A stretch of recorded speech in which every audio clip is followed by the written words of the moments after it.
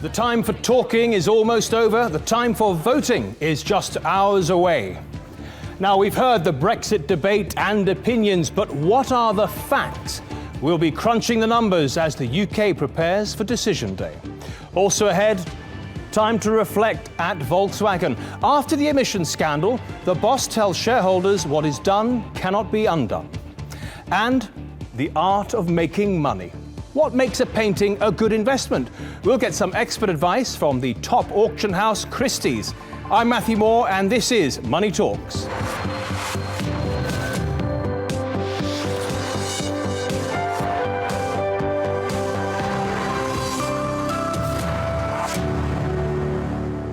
Now, after months of debate on the TV, in the pubs, in their homes, people in the UK now have just a few hours to make up their minds. Should they vote on Thursday to stay in the European Union, or should they vote to leave? Now, they've a lot to digest, as it seems pretty much everyone has had their say on the big issues.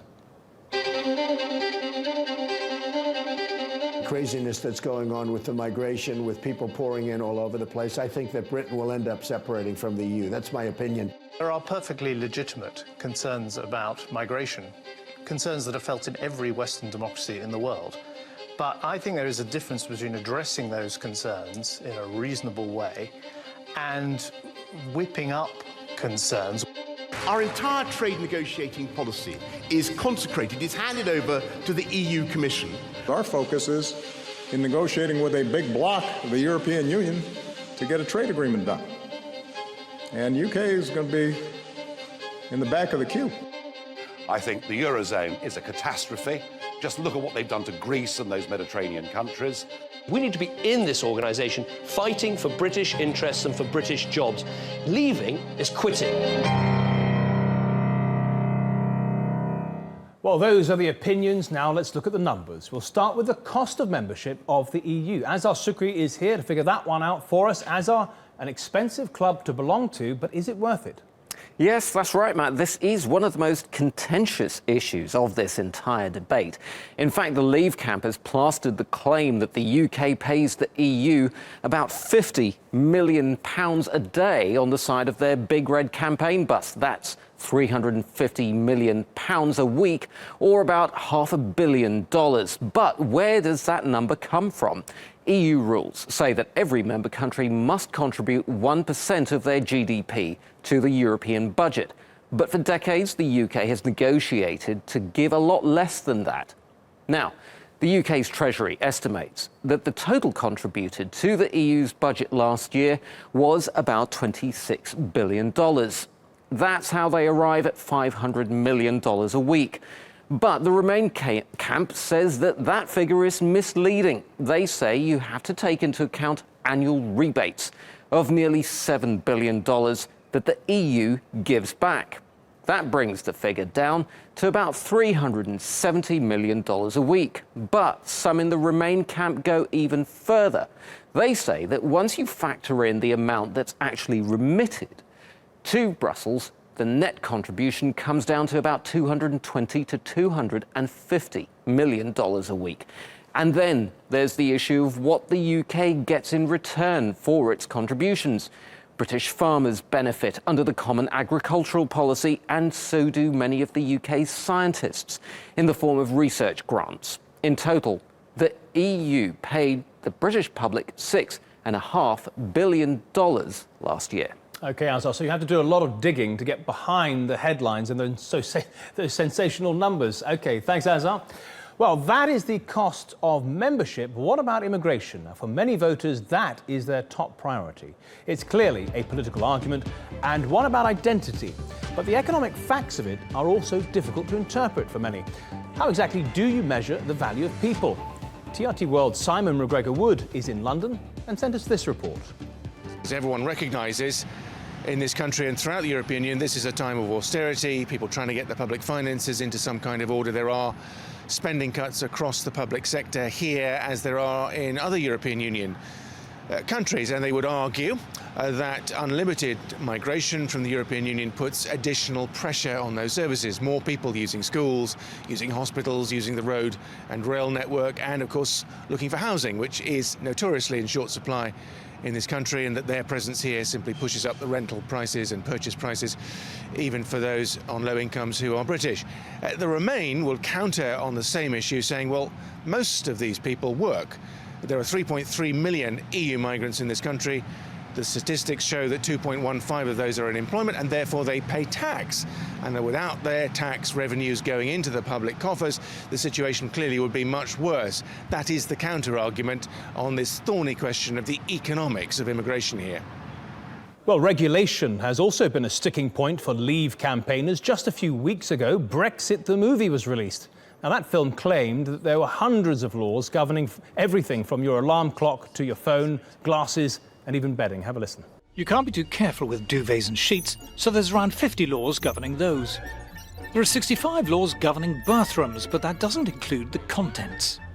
Well, it certainly sounds convincing, but how close are those claims to the truth, and how many rules will the UK need to write again without the EU? Our correspondent John Brain sent us this report from Brussels. Well, British businesses have been complaining for decades about the red tape emanating from here in Brussels, claiming it adds expense to their businesses and unnecessary paperwork. But do their claims add up? Well, it's certainly true that trading in a regulated market is far more expensive than trading in an unregulated one. But in a way, that's the point, because once they've got access to that market, they've got access to a trading community worth billions of dollars. And don't forget, their competitors are having to abide by the same rules. And of course, many of these regulations are for the safety of the public. For example, making sure that toys aren't sold which are unsafe for children to play with. There's also things like giving passengers who have delayed flights compensation, all things like that. So there is more expense, there is more effort, but the debate on whether that effort and expense is justified will of course continue, whatever the outcome of the referendum on Thursday. Well, all of those arguments then may or may not be convincing for you, but here's a linchpin of the case for Brexit. Without Brussels, Britain could make better bilateral deals for itself, pivoting away from a stagnant EU towards more dynamic, emerging and other markets. Well, for more on that, we're going to be talking to Michael Wilson. He's a financial journalist in London. Michael, just before we get your expert opinion, let's hear a little more of what Barack Obama said when he visited the UK earlier this month. I think it's fair to say that maybe some point down the line there might be a UK-US trade agreement, but it's not going to happen anytime soon because our focus is in negotiating with a big bloc, the European Union, to get a trade agreement done. And UK is going to be in the back of the queue. Well, to put it bluntly then, Michael, is the US president right or wrong on that?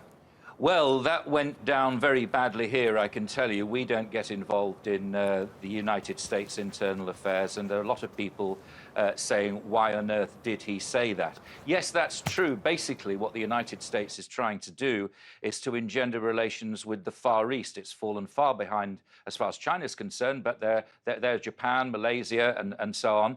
And that's what they're trying to do. We would, I think, probably find it difficult to continue the sort of trade relationship with the United States should we be out of the EU. And if I may suggest, Matt, that's all because of the wrong reasons. The EU is only 16% of world trade. The rest of the world, and you quite rightly said in your introduction to this, is where Britain ought to be headed. Britain ought to be headed to Turkey, to China, to Japan, and other countries which it needs to develop relations with, and of course, particularly India. That isn't to say it would be easy. As far as Europe's concerned, we would become, if we were to exit, we'd become a third party as far as negotiations were concerned, and that might take some adjusting. OK, and on the matter of immigration, there have been arguments saying that immigration has helped the economy, others that say it has been a strain on the economy. Where do you sit with that? I think that uncontrolled immigration is a problem for any economy. When you actually research this, there have been very, very few studies about immigration. One particular one I found a few weeks ago is about the United States. And actually, immigration into the United States was generally felt to be a good thing. You would not necessarily think so when you hear some of the Republicans in the United States talking about it. But immigrants come in, get jobs, pay taxes, and all in all, it's been on balance, quite good for the economy. The United Kingdom is obviously a very much smaller economy, and unbridled immigration would not work. It would put far too much strain on public services, which are stretched as we speak. But a sort of point system where you get people coming in, just like they do in Australia, to go into specific professions. And remember, the UK has always been a very proud receiver of people of all races, as far back as you can go. OK, and just finally, Michael, our interview producer says you're undecided. You only have a few hours left. Which way do you think you'll vote on Thursday morning? I change my mind by the minute, actually. Unfortunately, the problem with it, Matt, is this. I mean, I would count myself as knowing a few things, but this is the biggest debate and the biggest decision this country has ever had to face with the least amount of knowledge. The facts are very, very few and far between. I'm kind of for Remain at the moment, but I might be shifted if I read another newspaper article on the way home tonight. OK, you'd make an excellent diplomat, Michael. You gave nothing away there, and thank you very much for your analysis, though. Well, coming up on Money Talks, we're in Miami, where a Volkswagen owner takes us for a spin in his diesel-guzzling Jetta. He's not happy.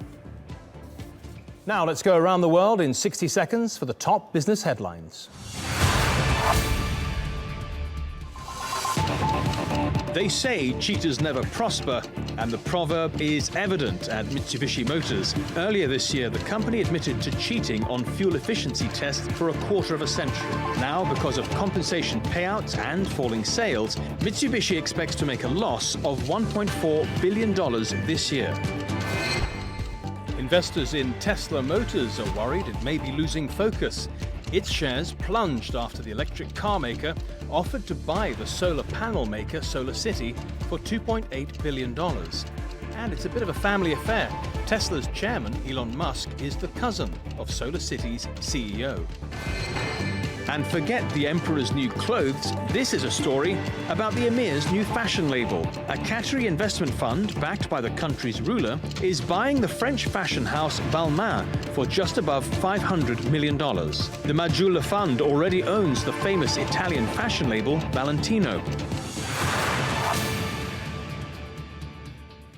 Now, plenty more coming up after the break on Money Talks. The scandal that keeps on going. Angry VW shareholders gather in Hanover.